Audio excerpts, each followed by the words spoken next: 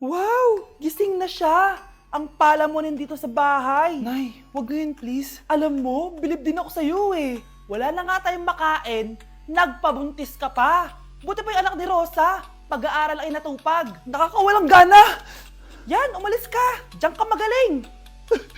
Kasalanan mo to! Sinira mo yung future ko! Ate, please, tigilan mo yan. Walang kasalanan yung bata. Hindi! Dahil dito, galit sa akin si nanay. Kaya dapat mawala na to! Ate, wag!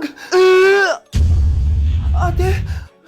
Anak, kain ka na oh. Nay? Sorry anak ha sa mga sinabi ko. Hayaan mo, babawi ako sa'yo ha. Thank you, Nay. Nay, sumasakit yan ko. Nay, oo, yung pinag-usapan natin ha. Hihintayin ko ng mga anak tong babaeng to. Pag nabigay ko na yung bata, ibigay mo na agad yung pera sa akin ha. Palak ibenta ni nanay yung anak ko. O anak, okay ka lang? Walang iya ka, Nay! Ang sama mo! Akala ko, totoong nagbago ka na. Pera pa rin pala yung nasa utak mo. Abay, bakit? Wala ka nang pakinabang dito. At least yung anak mo, mapapakinabangan ko. Wala ka namang papakain dyan eh. Napakasama mo! Lalayas na ako sa impyernong to! Sige, lumayas ka! Sino tinakot mo? Tignan natin kung saan ka pupulutin. Hello, Bes. Hello, Bes! Kilala mo ba si Edward? Oo, Bes. Siya yung ama ng dinadala ko. Mayaman pala sila, Bes. Gusto kanyang makita kasi gusto niyang panagutan yung baby mo. Talaga? Oo, Bes! Ito na yun, Bes. Bes, hindi mo na kailangan magtiis na nanay mo. Hindi pwedeng anak ko lang ang makikinabang sa yaman ng lalaking yun. Dapat ako din. Okay, class. Next reporter. Hi, classmates. We are the group 2 and... Scarlett, may nakakatawa ba? Our topic for today is... Isa pang tawa is zero na kita. Wait lang, ma'am. Saan pupunta yun? Nakakatawa yun, no? Ano, magpapatawa ka pa? Nagre-report ako, di ba? Gusto mo bang maging kwento, be? Joke lang yun eh! Ang saya ng ginagawa natin, di ba? Subukan mo na magpatawa ulit. Hindi mo magugustuhan yung gagawin ko sa'yo. Hi, buti na lang nakauwi na ako. Ano? Nakalimutan ko ata yung Tupperware ni Mama. Kasi yung lunchbox ko. Ano, wala dito yung lunchbox ko. Nakita mo ba? Hindi. Ano, papatayin na ako ng mama ko.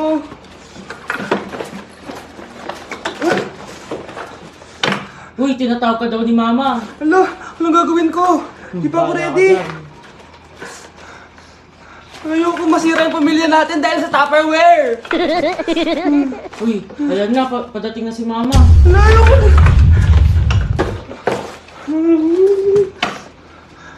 Anak? Ma, I can explain. Pag pinaluha mo ang nanay mo, tandaan mo, may kabayaran ang bawat luha niya. Isipin mo ito, noong maliit ka pa, ilang beses ka bang umiyak sa gabi? Ilang beses kang nagkasakit at nag-alala siya? Ilang beses kang nagutom at tiniis niya ang sarili niyang gutom para lang may maihain sa'yo? Pero ngayon, sino ang lumuluha? Ganun. Pag sumagot ang bata, bastos agad? Hindi ba pwedeng nagpapaliwanag lang? Hindi ba natin kaya makinig? Lalo na kung ang bata, maayos naman ang pananalita, hindi naman mataas ang boses, hindi naman bastos pag nagpapaliwanag. Ang iba kasi sa atin, hindi naman nila lahat talagang ayaw makinig. Pag nagpapaliwanag ng bata, sure na tayo. Anak, manood ka na itong Cocomelon para malibang ka. Sige po, Nay. Ang cute nila. Quack, quack, but only four little ducks came back. Cocomelon ba yun? No, bawal yan, bawal yan. Ang dede ay pribado, bawal ipakita to. Hindi Anak, ano yung pinapanood mo ha? Nay, eto na yung bago. Mga iba't ibang uri ng estudyante kapag humihingi ng papel. Uy, Ana, penging papel? Uy, thank you. Uy, Ana, penging papel? Thank you. Ano yun? Gusto mo din? Isa din kay Bruno. Sa'yo din. Isa daw kay Carlo. Ikaw din. Uy, Ana, penging isa papel? Lilibre na lang kita mamaya ng merienda mo. Ay, thank you. Mamaya Hoy, bigyan mo ang papel. Anong ayaw mo? Sige, pag di mo binigyan, ibubunyag ko yung sikreto mo. Oo. Ha, yan. Ganyan. Sino kayo dyan? Free taste! Free taste po! Uy, pre-taste. Pre, wait lang. Oh, sir! Baka gusto niyo po ng free taste. Masarap po ito. Tikman niyo na. Pre-taste. Sige, sir. Kuha na kayo. Ah, sige, sige.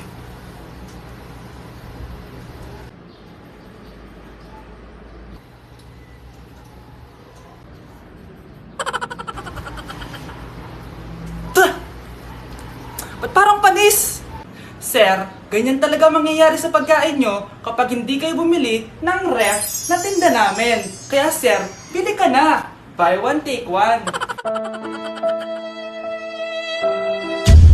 Hala, iba na section ko. Saan yung section 1? Ba't napunta ako dito?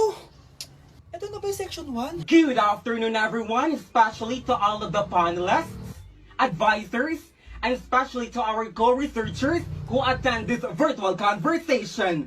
So, good afternoon, everyone. Namamatay ng dahil sa iyo, ma'am. Ibig sabihin po nito ay kabayanihan ng mga Pilipino na isinakripisyo ang kanilang buhay para sa kalayaan ng ating bansang Pilipinas. Huwag lang tayo puro salita!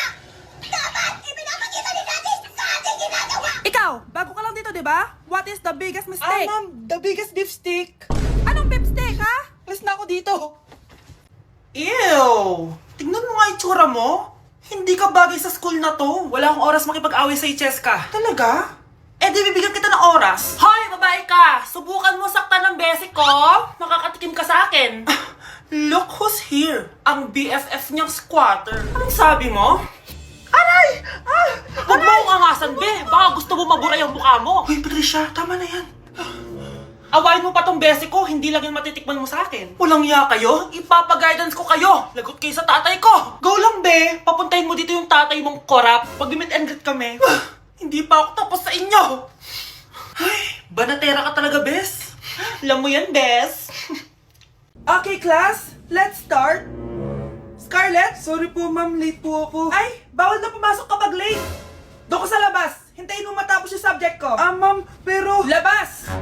Pinahiya mo ko, 5 minutes nang late si ma'am. Sorry class, na late ako. Start na natin discussion ha. Ay hindi ma'am. Kapag na late na, bawal na pumasok. Aba, sino nagsabi sa'yo niyan? Ikaw po ma'am. Kapag kami nalilate, bawal, hindi na papapasukin. Pero kapag kayo, pwede, okay lang. Ang unfair. Classmates, mag-party tayo dahil hindi na magtuturo si ma'am. Scarlett! Scarlett! Ano, may sasabihin ka ba? Wala po ma'am. Buti po nakadating pa rin po kayo kahit na late. Okay class, let's start. Huy, bumibili yung crush mo. Talaga? Oo, dali, puntahin mo na siya. Kinakabahan ako. Hi! Anong sayo? Yellow? Ilan? 3? Hoy! Kung ano na yellow dyan? 3! Bakit 3? Para I love you? Joke lang. Ayan na. May bibilin ka ba? Yung puso ko, ayaw mong bilhin? Grabe ka naman. Hindi na nga. Awit na reject. Awit nga, Lods. Eh di wag mo kasing bilhin. Ikaw na lang bumili. Kikilig ako kapag ika'y nakita. Nak, okay ka lang? Pagod na ako mag-aral, Nay. Sige anak, pahinga ka muna ha. Ay, yung niluluto ko. Anak, kain na dito! Sana matuyo to agad para masuotan ng anak ko bukas. Ayan, tuyo na! Anak, suot mo na tong uniform mo! Anak, sandali. Sorry kung ito lang yung mabibigay kong bawon sa'yo, anak ha. Bawi ako next time. Ito lang kasi yung kinita ni nanay eh.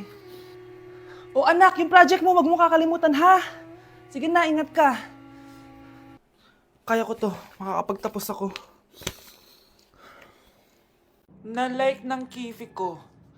Anak, anong ibig sabihin ng kifi? Galing naman nito. Anak, ano ginagawa mo?